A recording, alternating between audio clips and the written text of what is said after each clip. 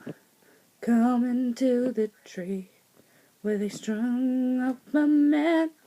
They say who murdered 3.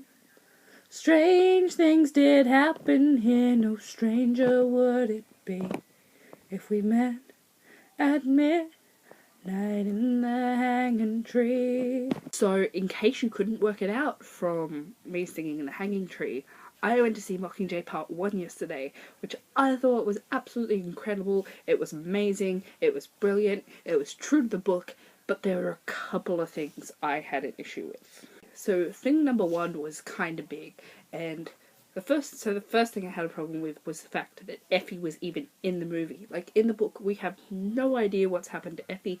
She's in the capital somewhere. We don't know if she's dead or alive or any of that. We don't know if she's being tortured or being held captive or if she's just living a normal life. But in the movie, she's, like, in District 13. Like, why? Why was she in District 13?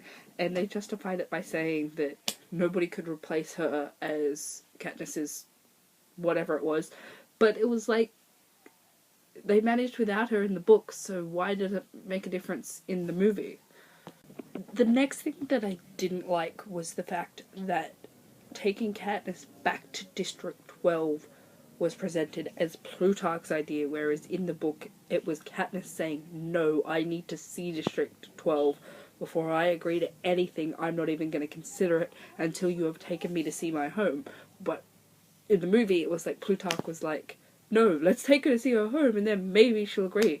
It was just kind of like, well, yeah. The cat that played Buttercup in the first movie is absolutely nowhere to be seen, and he's suddenly gone from being a black and white cat to being an orange cat.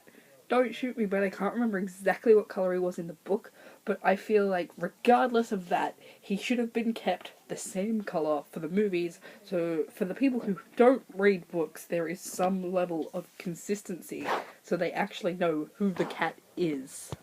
Anyway, there was one thing that I did like about things they changed, and that was Katniss's list of demands for being the Mockingjay. I loved that they left off the hunting and brought it in later, because the way they ended that list of demands was just comical. It was like, I want immunity for Annie and Peter and Joanna, and my sister gets to keep her cat. It was so funny, and Jen delivered the line so well, and like, me and my boyfriend were sitting there watching it, and we were like, how did she not laugh while saying that line? It was perfect. Anyway, yeah, that was my thoughts on Mockingjay Part 1. If you haven't seen it yet, I definitely recommend you do. If you like this video, give it a thumbs up and subscribe, and I'll see you next week.